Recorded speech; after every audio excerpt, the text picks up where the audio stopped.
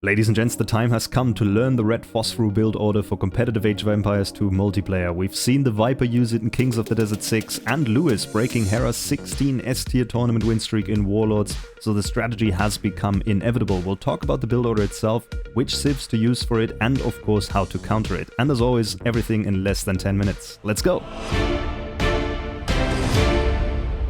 Let's get into step number 1, the build order. As always, you have the chart at the bottom of the screen to help you through it in case anything isn't clear and if you want to take a screenshot. So first things first, for those of you who have never seen it, the red Phosphoru is a build order that is all about reaching Castle Age as quickly as possible, dropping an instant, usually defensive castle, and then spamming those unique units to immediately overwhelm your opponent in early Castle Age. We get there by surviving Feudal Age pressure with small walls, potentially a tower, and then use our faster Castle Age timing to have far superior units that do not have a counter in Feudal Age. So how do we do this? We start as always with 2 houses and scouting for resources, and then send the first 6 villagers on the sheep under the TC. The first important thing we want to find quickly here, by the way, is the forward boar, since we will be taking this with the 7th villager, and only after that will we go to the lumber camp. If this all goes perfectly, you will finish the second sheep under the TC as the boar is coming in, and thereby you minimize rotting, which is always a great idea. By the way, I know these are goats, I'm not delusional, but I will call them sheep, force of habit. We have a pretty spectacular map here for a fast castle or red Phosphoru, since a lot of the important resources are to the back, but honestly, as opposed to a standard fast castle, this build order can be played even on very open generations, which is why the Viper started using it so much in the more open Arabia generation of Kings of the Desert 6. After you have found the first boar and have decided on a woodline to take, we need to see if this is a chicken or a deer map. In this case, it's chicken. I'm going to argue a deer generation is actually advantageous for a Phosphoru because the opponent's scout will discover your strategy way later as they're pushing deer. And on top of that, the faster collection rate on deer will actually make it a bit smoother to reach Castle Age. But to have the challenge and to show you guys and preempt the comment that says, how do you do this on Chicken Arabia? We'll demonstrate it here on Chicken Arabia. And as always, we're using the Magyars because they do not have an eco bonus. But actually, as we'll see later when we talk about civs, the Magyars aren't a bad pick for this whatsoever. We are going to send 4 villagers onto wood here, and those will also be the villagers that build any houses and upbuildings from here on, because food and later gold will be much more precious in this build order. Make sure you take the second boar in time as well to not have delays and avoid eating any sheep for the time being. As soon as we have 4 on wood, the second boar is in, we can start diversifying our food income a little, and we do this for mainly one reason. We will be extremely vulnerable until that castle is up, so it does make sense to take the resources far from the TC first. Phosphoru calls those the map res as opposed to the safe res. I'll link a video to some great tips and details on his strategy in the description. For now, the opponent doesn't really have anything to challenge us taking those map res, so we take them.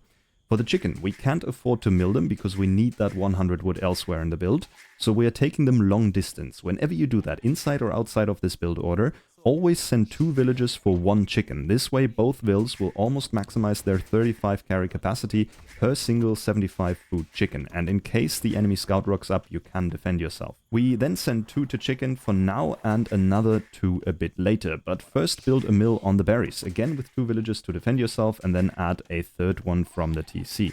After that, add villagers under the TC until you have 7 there on the boars and later the sheep. Now, the last 4 vills in this build order, as you will see in a second, will go to stone. As you can already imagine, stone is the single most important resource in this build to make our whole plan work. No castle will mean a useless Castle Age uptime, because we don't have the resources to do much else. So, we want to start taking stone early while it's still safe to do so. Again, the same principle around map res and safe res. If the opponent comes to pressure us with man-at-arms, we short whirl. If they add archers, we tower the stone in Feudal Age. That should mean you get to mine enough stone for buying your way up to Castle Age and drop the castle. Once we have the 22 villagers, we add loom and go up, and that's when we enter the hot phase of this build. Okay, this basically covers Dark Age, so I'll fast forward a bit from here. Your opponent obviously will do their best to bother you in your build and to delay you. This, what I'm showing you here, is obviously the completely unbothered version of it, so do expect slight delays and imperfections in case your opponent pressures you. In terms of the transition to Feudal Age, so after you've clicked up, we want to add another 2 villagers to stone, and you move another 3 villagers over to berries from the TC. This again is to extract more of those unsafe map res before your opponent has an army to push you off them just in case. Other than that, you of course want to scout your opponent, I won't bother too much with it here so that we can mainly focus on the build and our base, but of course you want to see what they're reacting with.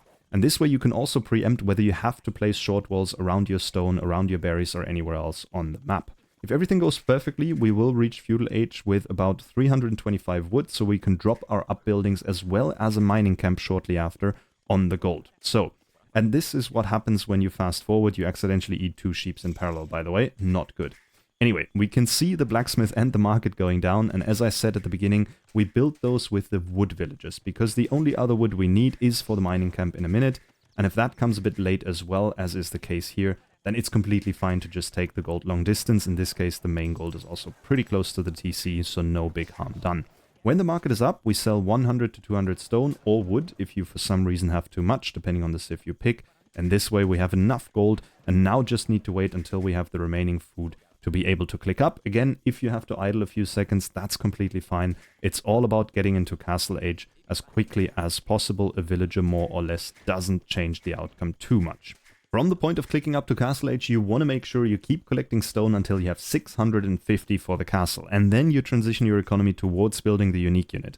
And if possible, you want to keep your TC mostly running. And I know this is where some people are going to say, well, then it's not a real Phosphoru.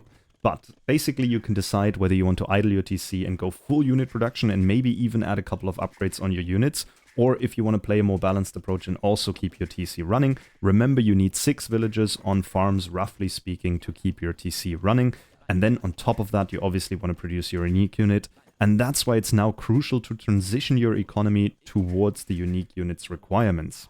And a unique unit that costs only wood and gold will be pretty easy to do in this build order, because those 2 resources are readily available, whereas food obviously needs to convert through wood first as you're placing farms. Right, let's fast forward here again until we reach Castle Age. Hey, you saw what happened last time. You ate 2 sheep at the same time. Let's keep this speed for now. This guy. And make sure to not forget adding houses at this stage. We will now use our stone miners to drop the castle in a second, and the location of that castle is super important. It's not just a production facility, it also is meant to protect your crucial economy from the Feudal Age aggression. With the general build order done, let's talk about which civilizations are great at this build order. Basically, we want anything with a strong, cheap or fast-producing unique unit that is very strong out the gates and doesn't really require any upgrades. In an ideal world, that unique unit costs gold and wood and not food, as we explained earlier. Another thing to consider is if your civ has any early game eco bonuses that help you. I think with those criteria we're left with these top 3 classic Phosphoru civs. The first one are the Bengalis. With their Ratha they can switch between melee and ranged attack. The unit only costs 60 wood and 60 gold. It moves quite fast across the map, and further the Bengalis spawn 2 villages when the next age is reached, which is a massive early game eco bonus. Another great unit choice, our civ choice, are the Portuguese with their organ guns. Those cost 80 wood and 70 gold and are very strong against anything the opponent will have. And on top of that, the Portuguese have foragers that generate wood in addition to food, which helps in the early game as well.